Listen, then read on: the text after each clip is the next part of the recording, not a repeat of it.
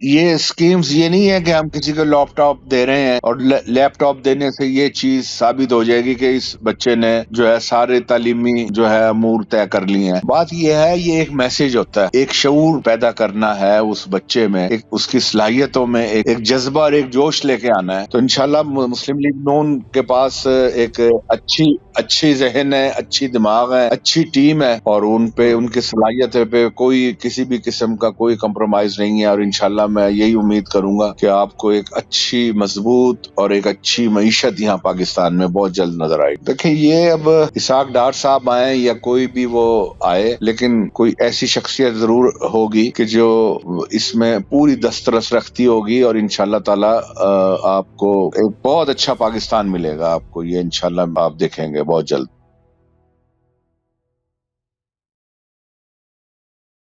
السلام علیکم خواتین و حضرات، میں ہوں حسن ظفر اور یہ ہے فیڈرل پوسٹ.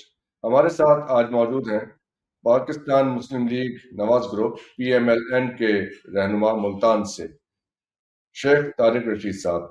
صاحب السلام علیکم. جی وعلیکم السلام. سر، آپ اس دفعہ آپ نے الیکشن لڑا NA 155 ملتان سے، تو اس میں آپ کو کامیابی نہیں مل سکی، تو اس کو آپ کیسے دیکھتے ہیں اس سارے صورتحال کو جو بھی الیکشن ہوا؟ اس میں کانٹروورسیز بھی آپ کے سامنے ہی ہے، جو دو طرف سے بیانی ہے وہ بھی آپ کے سامنے ہی ہے. جی بسم اللہ الرحمن الرحیم. اس دفعہ میں تھوڑی سی آپ کی وہ تصحیح کر دوں. میں جی MNA کا الیکشن اس دفعہ نہیں میں لڑ سکا تھا، میں MPA کا الیکشن لڑا تھا، رائٹ. کیونکہ NA کا جو الیکشن تھا 149 سے میں امیدوار تھا. وہاں پہ ہماری پارٹی کی سیٹ ایڈجسٹمنٹ ہوئی تھی جہانگیر خان ترین صاحب کے ساتھ. رائٹ. تو جہانگیر خان ترین صاحب میرے حلقے سے الیکشن 149 سے لڑے تھے. تو مجھے رائٹ. پارٹی نے پھر مجھے حکم دیا کہ جی آپ جو ہے صوبائی حلقے سے اس دفعہ الیکشن میں حصہ لیں. تو نہ چاہتے ہوئے بھی میں پھر صوبائی اسمبلی کا میں نے الیکشن لڑا. وہ نیا ایک حلقہ تھا میرے لیے، نیا ایکسپیرینس تھا، تو میں نے ادھر سے حصہ لیا. تو اس میں پھر تو یہ جو آپ کی اس دفعہ آپ نے ایک نئے حلقے سے لڑا، تو اس سے نقصان ہوا آپ کی کیمپین کو؟ دراصل وہ یہ فیصلہ بھی بالکل آخری وقت میں ہوا الیکشن لڑنے کا. وہ آخری دن تھا فیصلے کا، اور تقریباً 20 دن مجھے یا 22 دن ایک تو کمپین کے ملے، اور پھر وہ حلقہ بھی میرے لیے نیا بھی تھا، لیکن تھا بہرحال وہ شہر کا ہی تھا، لیکن میں وہاں سے پہلی دفعہ الیکشن کوئی لڑا تھا. تو اس لیے کافی ساری چیزیں اکٹھی ہو گئیں، تو اس وجہ سے میں وہ الیکشن ون نہیں کر سکا. لیکن الحمدللہ یہ ضرور ہے کہ لوگوں نے بڑا اعتماد کیا مجھ پہ، بڑا اچھی طریقے سے میں نے الیکشن لڑا، اور مجھے ایک بہت بڑا ووٹ ابھی وہاں تو سے آپ ملا. لاہور میں موجود ہیں، لاہور میں موجود ہیں آپ، جی اور سر. آپ نے سارا پروسیس دیکھا، اسپیکر کے انتخاب کا، پھر وزیر اعلیٰ کے انتخاب کا. محترمہ مریم نواز صاحبہ وزیر اعلیٰ منتخب ہو گئیں. تو جی یہ سارے پروسیس کو، اور اس میں جو آزاد ارکان تھے PTI کے وہ شامل نہیں ہو سکے. پھر آج تو ایک میڈم نے جسچر بھی دیا، وہ خود چل کے گئیں اپوزیشن کی طرف اور وہاں ان سے مکالمہ کیا. کیسے دیکھتے ہیں کہ اب یہ اسمبلی کا ماحول کیسا ہوگا اور یہ معاملات آگے کیسے چلیں گے؟ دیکھیں ڈاکٹر صاحب، اب یہ جو اس دفعہ کے جو الیکشن کے بعد جو اسمبلیاں جو معرض وجود میں آئی ہیں، یہ جو ہے میں یہ سمجھتا ہوں کہ یہ ایک اپنی نوعیت کا ایک بڑا ایک اہم الیکشن بھی تھا. اور یہ ایسے وقت میں الیکشن ہوا ہے کہ جب ملک جو ہے ایک اس نہج پہ آ گیا تھا کہ جہاں پہ کوئی ایک مضبوط جماعت، مضبوط پارٹی یا مضبوط حکومت ہو جو اس کو سنبھال سکے. اب وقت جی یہ ہے کہ ہمیں یہ سب کو مل کر اس ملک کی جو ہے معیشت کو سنبھالنا پڑے گا، ورنہ جو حالات یہاں پہ بنا دیے گئے تھے، اور جو پاکستان اس وقت جس نہج پہ کھڑا ہوا ہے وہ نہ آپ سے چھپا ہوا ہے نہ میرے سے چھپا ہوا ہے. تو اس میں ایگزیکٹلی.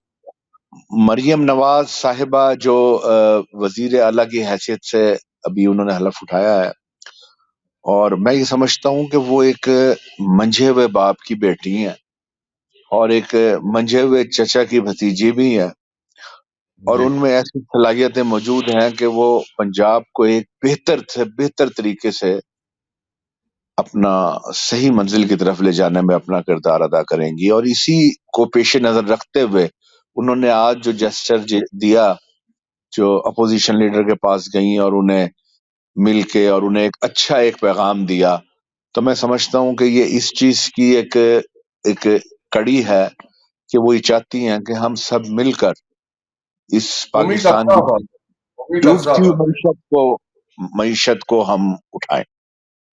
بالکل آپ تو قومی اسمبلی میں بھی رہے ہیں جی اور جی جی یعنی آپ نیشنل ایشوز کو سمجھتے ہیں، آپ ان کے بہت قریب رہے ہیں ان سارے معاملات کے، اور 2012-13 سے پچھلے 10-15 سال میں اپنی چیزوں کو بنتے پلٹتے بدلتے دیکھا ہے۔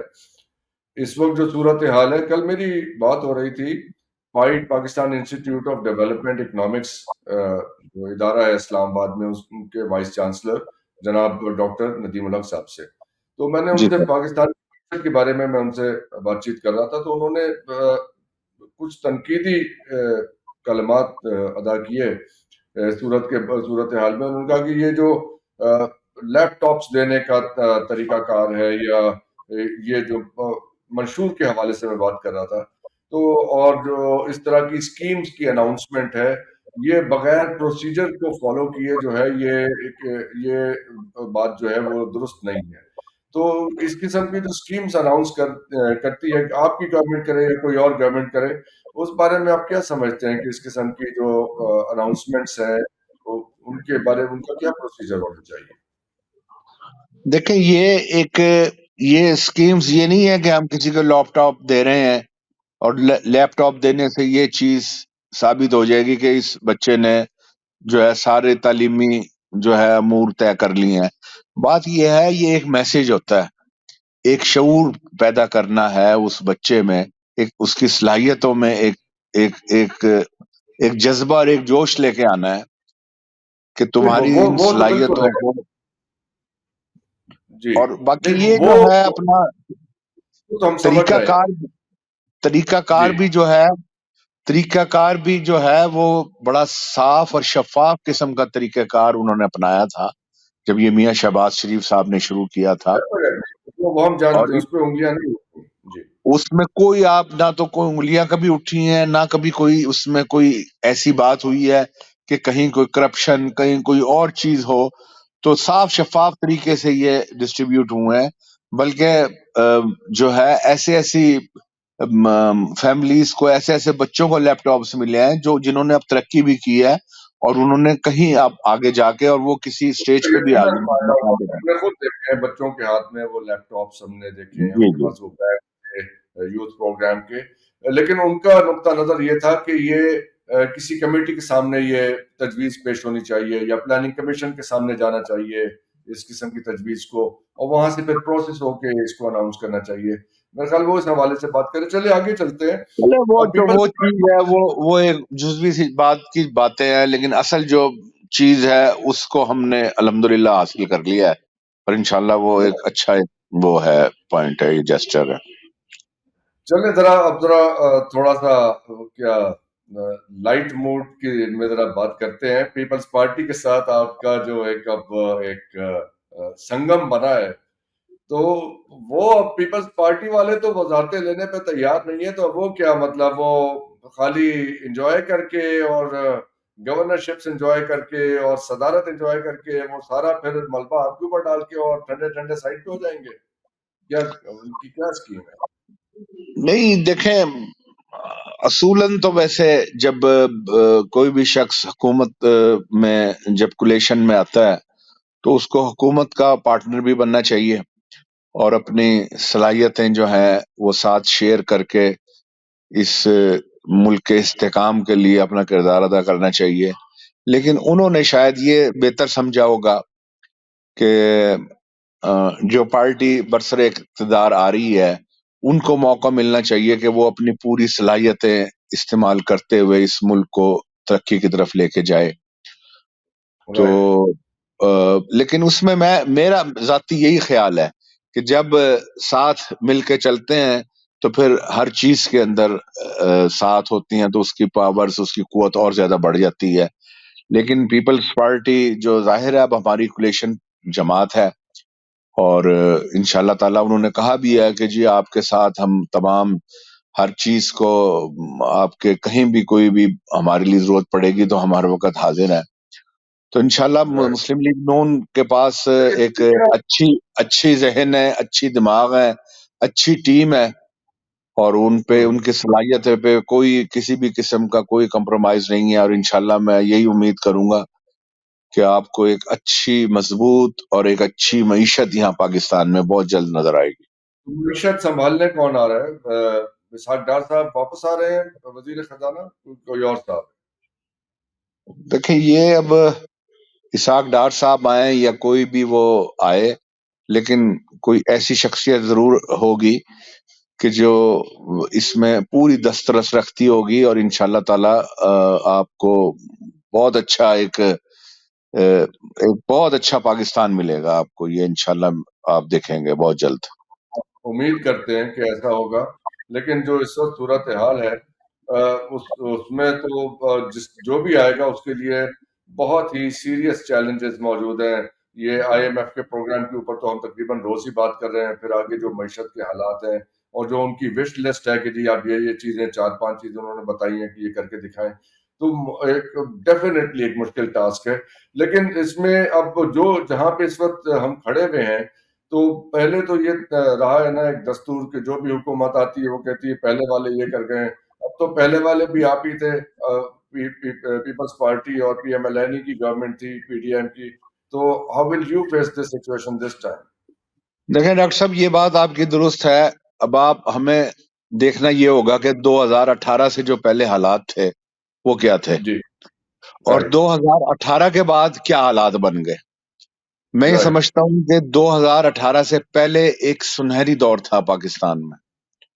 हर चीज अपने अपने मकाम पे थी, और कोई कहीं पे भी कोई तंगी, कोई ऐसी चीज नहीं थी कि जिससे हम ये कह सकें कि हम मुश्किलात का सामना कर रहे हैं। ये हम्म। 2018 के बाद जो हुकूमत आई, जी। उसने इस मुल्क का, मैं ये समझता हूं कि बेड़ा गर्क कर दिया और खिलवाड़ किया इस मुल्क के साथ। नोज उन्होंने डाइव में चला गया। वो हालात बना दिए कि अगर मजीद हुकूमत उनके पास रहती तो फिर वो वाकई जो हम ये कहते हैं, क्या? ये सुनते हैं कि इस मुल्क का दिवालिया भी निकल जाना था, और ये मुल्क हम्म। किसी आईएमएफ के हाथों शायद गिरवी रखा जा चुका होता। और फिर यहाँ पे जो बजट है वो फिर हुकूमतें ना बना रही होती, फिर कहीं और बजट बन रहे होते। आज हम कह रहे हैं कि 300 का पेट्रोल, फिर हम 600 का भी लेने को तैयार हो जाते हैं। क्यों? कि हमारे हाथ में ही कुछ ना होता। तो लोग ये राइट। समझते हैं कि उन 16 महीनों में इस मुल्क का हमने बेड़ा गर्क कर दिया। और भाई 16 महीने अगर ये हुकूमत उन अनाड़ी लोगों से ना ली जाती तो फिर यहाँ और हम्म। हालात अब तरीन हो जाते। तो ये तो मैं जी। कहता हूँ अपनी साख, अपनी पॉपुलैरिटी की कुर्बानी दी है मुस्लिम लीग नून ने, और सारी पीडीएम जितनी जमातें थी सब ने मिलके एक तहिया किया कि मुल्क ऐसे जिद्दी शख्स के हाथों से वापस लिया जाए, और उसके लिए उन्होंने बड़ा कुछ पे किया अपनी। आज भी लोग उंगलियां उठाते हैं कि जी 16 महीने में ये हो गया, 16 महीने में। वो ये नहीं देखते कि 16 महीने में मुल्क को हमने किसी बहुत बड़ी तबाही से भी तो बचाया है, और उस मुल्क को वहां से हमने सही मकाम की तरफ ले जाने की कोशिश की है। तो इंशाल्लाह ताला जो पार्टियां, जो जमात हमारी है, वो अगर उससे लेके और 16 महीने में इस मुल्क को फिर पैरों पे खड़ा करके चला सकती है, तो वो इस आने वाले वक्त में इंशाल्लाह ताला पूरी ईमानदारी के साथ इस मुल्क की मईशत को और मजबूत भी करेगी। अच्छा, मैं जानता हूँ आपने अभी एक तकरीब में शिरकत करनी है और आपका बहुत बहुत शुक्रिया कि आपने ये इतना वक्त निकाल के हमें दिया। लास्ट क्वेश्चन आपसे ये पूछूंगा कि ये खबरें थी कि नून लीग इक़्तिदार में नहीं आना चाह रही थी, बाद में जो, क्योंकि जितनी सीटें मिली उतने उतने पे नहीं चाहते थे बड़े मियाँ साहब कि हम हुकूमत बनाए। तो वो फिर कौन से अवामिल थे जिन्होंने ये रास्ता हमवार किया कि अब आप वो फैसला कर लें कि آپ وزارت عظمیٰ لیں گے؟ لیکن ڈاکٹر صاحب پارٹیوں میں ہر جگہ اختلاف رائے ہوتا ہے، ہماری پارٹی میں بھی یہ اختلاف رائے تھا کہ بھئی ہمارے پاس وہ تعداد نہیں ہے کہ بھئی ہم 2/3 میجورٹی یا سادہ اچھی اکثریت سے ہم حکومت بنا سکیں، تو اس لیے ہمیں یہ حکومت نہیں بنانی چاہیے. لیکن یہ ہماری جو میاں محمد نواز شریف صاحب، ان کی میں سمجھتا ہوں داد دیتا ہوں سوچ کی. انہوں نے کہا کہ اگر کوئی اور لینے کے بھی تیار نہیں ہے تو ہم پھر دوبارہ اپنے آپ کو پیش کرتے ہیں اس پاکستان کے استحکام کے لیے، اس پاکستان کو دوبارہ کھڑا کرنے کے لیے ہم اپنا قدم پہلے اٹھاتے ہیں، اور ہم انشاءاللہ تعالی اسی جذبے کے ساتھ ہم نکلیں گے اور اس پاکستان کو پھر دوبارہ ہم ایک صحیح ٹریک کی طرف لے جانے میں اپنا کردار ادا کریں گے. تو یہ وہ وجہ تھی کہ ہماری پارٹی نے اس کی ضرورت محسوس کی کہ کوئی بھی اگر نہیں اس پاکستان کو جو ہے حکمرانی یا ترقی کی طرف لے جانا چاہتا تو ہم لے کے چلیں گے، اور انشاءاللہ تعالی وہ کیا انہوں نے. باوجود اس کے کہ اکثریت نہیں تھی، پھر بھی انہوں نے مل کے اور یہ حکومت بنائی ہے، اور الحمدللہ اللہ تعالیٰ برکت ڈالے گا اس میں. تو یہ کتنی آپ کو لگتا ہے مستحکم رہے گی حکومت، یہ کوalition؟ دیکھیں مستحکم اور کولیشن کتنی رہے گی یہ تو اللہ تعالیٰ کو پتا ہے، لیکن جو باتیں ہوئی ہیں وہ یہی ہوئی ہیں کہ انشاءاللہ تعالی یہ ہماری کولیشن بھی رہے گی. 3 جماعتیں بڑی اس میں ہیں، اس میں ایم کیو ایم بھی ہے، پیپلز پارٹی بھی ہے، مسلم لیگ نون بھی ہے، اور بھی کچھ اراکین ہیں. تو یہ سب وہ لوگ ہیں جو یہ دل سے چاہتے ہیں کہ یہ پاکستان جو ہے مستحکم ہو اور اس کی معیشت مضبوط ہو، یہاں کے حالات ٹھیک ہوں. باقی دلوں کے بھید تو جو ڈاکٹر صاحب رب کو پتا ہے، لیکن ابھی تک مخلص ہو کے لوگ چل رہے ہیں، اور انشاءاللہ تعالی جب جذبے سچے ہوں تو پھر منزلیں مل جایا کرتی ہیں. بے شک. بہت بہت شکریہ طارق شیخ صاحب آپ کا.